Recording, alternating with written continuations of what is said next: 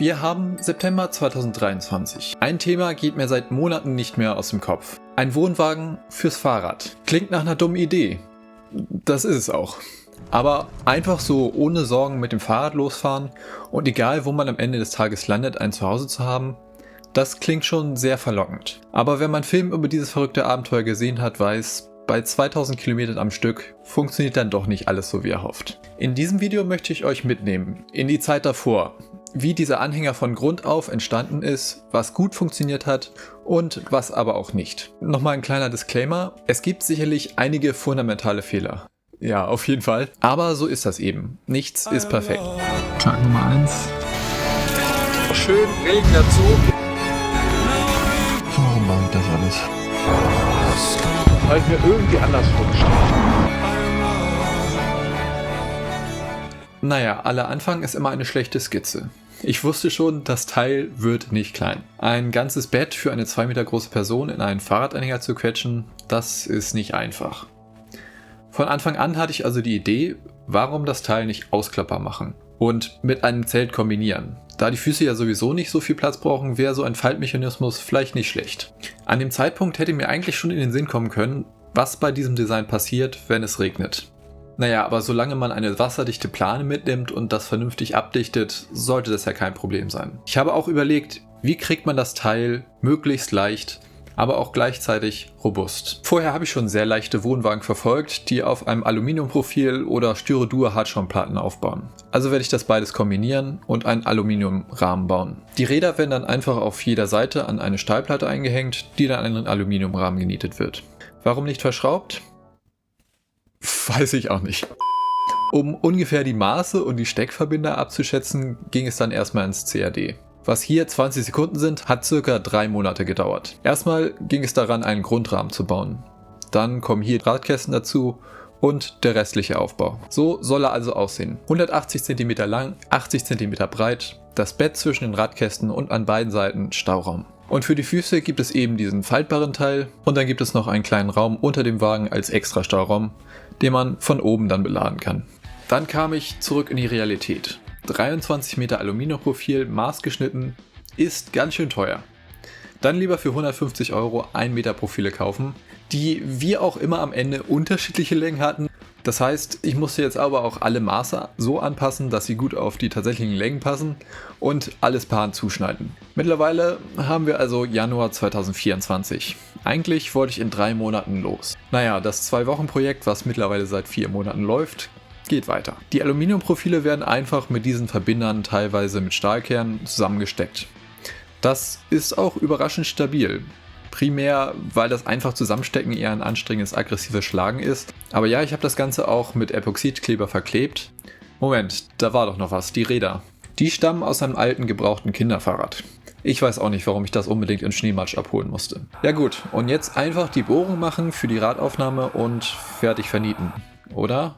Ich muss noch mal kurz zurück ins CAD springen, um das zu zeigen, was hier schiefgelaufen ist. Also, damit alle Maße passen, müssen diese Stahlplatten für die Achsen von innen an das Aluminiumprofil ran. Wenn man irgendwas nieten oder schrauben will, dann muss man also von innen Löcher in das Aluminium bohren, die identisch zu der Stahlplatte sind. Ja, richtig gehört, von innen. Das Teil, was ich jetzt gerade vor einer Woche mit 2 Komponentenkleber und tausenden Schweißperlen zusammengeklebt habe. Also, andere Lösung. Die Platten festkleben und die Löcher durch das ganze Profil bohren. Das muss dann natürlich nur gerade sein, damit das mit den Lochmaßen des Stahls auch zusammenpasst. Ja, und so haben wir jetzt diesen Schweizer Käse.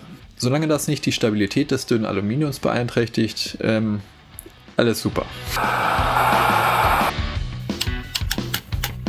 So, 4 lange Wochen von Bohren, so gerade wie möglich einspannen und nieten später. Und wir haben ein fertiges Grundgestell. Kurzer Reminder, in einem Monat wollte ich eigentlich los. An dem Fahrrad wird der Anhänger mit einer Weber-Deichsel befestigt. Nicht gerade günstig, aber was tut man nicht alles für Stabilität.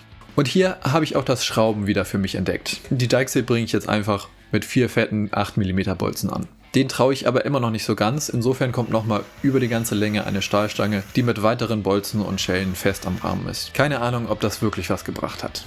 Und was soll ich sagen, nach 5 Monaten fährt das Teil tatsächlich. Und das sogar sehr gut. Ohne E-Bike komme ich damit locker auf 30 km/h. Jetzt kam eine berechtigte Frage auf. Mit diesem riesigen 1 Meter hohen Kasten, Wie sieht's da aus mit Aerodynamik? Ja, also zurück zur Zeichnung. Die Idee jetzt, das ganze Dach klappbar machen. Wie so ein Dachzelt fürs Auto. Da ich trotzdem eine Rückwand zum Sitzen und Anlehnen wollte, kommt hier mittlerweile das dritte klappbare Element ins Spiel. Stützen, die innen das Dach halten und zusätzliches Styrodur zum Anlehnen. Von dem Styrodur sind insgesamt ca. 50 Quadratmeter verbaut. Die Bodenplatte besteht dabei aus zwei 30 mm Teilen. Oben liegt eine glasfaserverstärkte Platte und dann ist von unten eine weitere angeklebt und verschraubt, die dann den restlichen Unterboden füllt. Ich hatte so meine Zweifel, ob das dem Gewicht standhält. Aber das scheint das einzige zu sein, was momentan nach Plan läuft. Das Dach ist komplett aus Styrodur und auch mit Glasfaser und Epoxidharz verstärkt. Und an den Seiten habe ich zwei Aluminiumprofile, die dann eingelassen sind und verklebt sind, die dem Ganzen ein bisschen Struktur geben. Das habe ich mit den restlichen Seitenwänden so auch geplant. Das heißt aber auch, ich brauche für alle Aluminiumprofile Einkerbung im Styrodur, damit ich das vernünftig verkleben kann. Also eine Stichsäge ist dafür suboptimal und macht jede Menge Dreck. Ein scharfes, angewärmtes Messer geht durch wie Butter, aber das ist auch ein Heidenaufwand. Als Profi nimmt man hier wahrscheinlich eine Fräse. Ich nehme dafür das, was dem noch am nächsten kommt. Eine Kreissäge. Idealerweise kann man damit mehrmals durchgehen und den Rest einfach rausbrechen. Das ist nicht super gleichmäßig, aber das muss erstmal reichen. Okay, aktuell läuft das ein bisschen zu gut. Als ich den Anhänger so auf der Seite stehen hatte, ist das Teil umgekippt und dabei sind alle Nieten von einer Stahlplatte rausgerissen. Ja. Und damit will ich über die deutschen Radwege fahren. Also nochmal ein bisschen umdenken, den Rat von Freunden einholen. Vielleicht sollte ich das ganze Ding verschrauben. Ich habe keine Ahnung, warum ich da nicht vorher dran gedacht habe. Hier kann ich doch auch einfach diese Bolzen reinmachen, die ich auch für die Deichse verwendet habe. Und eigentlich, wenn ich das richtig festziehe, dann sollte das nie wieder loskommen. Aber es hätte tatsächlich an jedem Zeitpunkt der Reise dieser Schweizer Käse hier nachgeben können. Und dann wäre ich einfach gestrandet gewesen. Aber gut, manchmal muss man halt ein Risiko eingehen, ne? Mittlerweile ist auch der Rest des Gestells und die Klappmechanismen fertig. Die beiden Türen werden einfach mit Scharnieren festgenietet. Hier habe ich jetzt nicht mehr so viel Material, aber im Grunde das gleiche Spiel mit den Seitenwänden. Abmessen, zuschneiden, einfräsen und verkleben. Mit dem Kleber müsst ihr mir nochmal in den Kommentaren weiterhelfen. Ich habe jede Menge Baukleber und Industriekleber ausprobiert, aber trotzdem schien das Styrodur und Aluminium sich nicht zu verkleben. Ich vermute mal, ich hätte das Aluminium abschleifen oder anrauen müssen. Tatsächlich hat aber das günstigste Acryl und an einigen flexiblen Stellen Silikon am besten gehalten. Zumindest bis jetzt. Diese ganze Zeit war ich mir nicht sicher, wird dieses Ding überhaupt fahrbereit? Jetzt sind wir aber tatsächlich in der Endphase angekommen. Das Teil bekommt Farbe, ein schönes Tarngrün, die Staufächer kommen rein und die Türen sind fertig, inklusive missbrauchte Briefkastenschlösser zum Abschließen.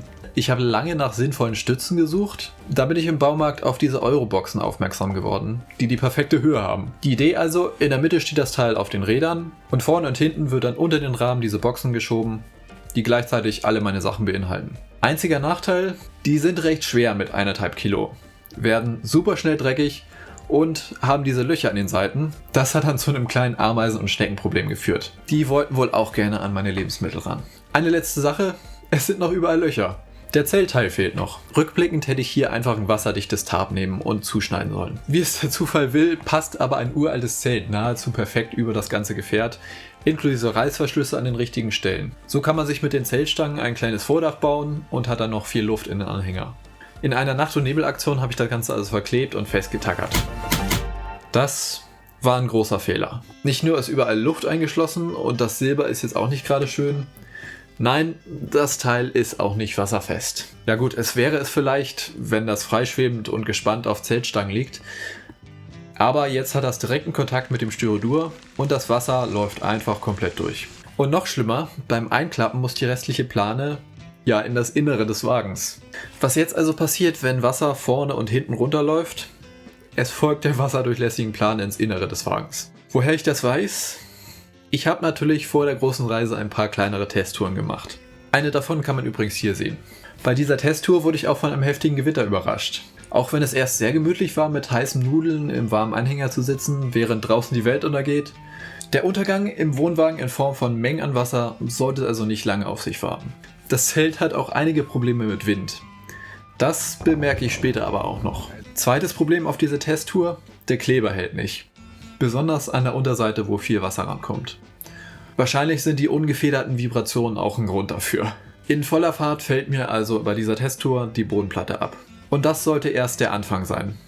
Die Tür, die Seitenwände, eigentlich ist am Ende der Reise nichts mehr da, wo es vorher war. Außer die Bodenplatte, die ich einfach festgeschraubt habe und jetzt einfach bumpenfest hält. Ja, aber hier bin ich jetzt also. Ende April, nach 7 Monaten Bauzeit, habe ich einen schicken Wohnwagen, der aber nur halb funktioniert. An diesem Punkt hätte ich eigentlich die Hälfte wieder rausreißen oder komplett neu bauen müssen. Also zumindest das Zelt.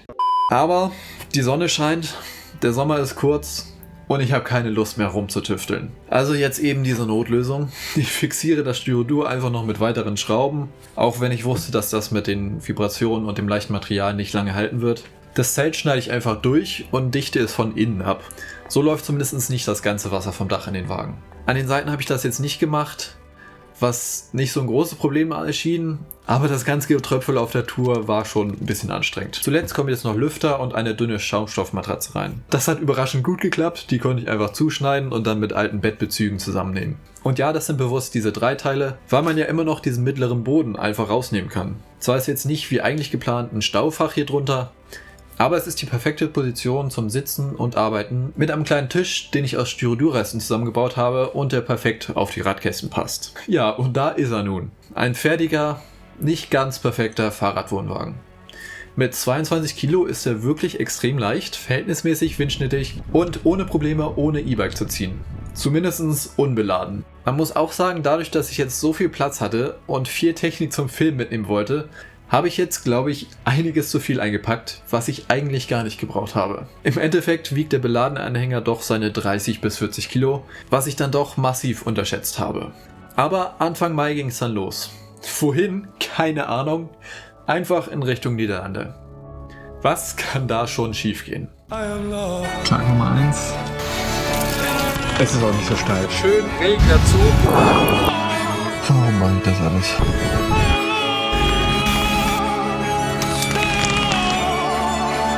Weil ich mir irgendwie anders vorgestellt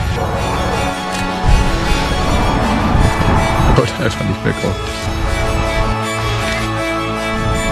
Und irgendwann ist das Ziel erreicht. Vielleicht noch mal kurz was zu den Kosten, abgesehen von den unendlichen Arbeitsstunden und Nerven, die da reingegangen sind. Das hier ist die gesamte Teilliste. Insgesamt also so schätzungsweise 440 €, wenn man die Elektronik nicht mitzählt. Für Solarpanel, 150 Wattstunden Powerbank und Lüfter kommen da nochmal gute 150 € drauf. Da ich fast alle Ausgaben auf der Reise getrackt habe, kann ich darüber auch gerne nochmal ein Video machen. Hoffentlich wird das dann schneller fertig als dieses Video. Bis zum nächsten Projekt.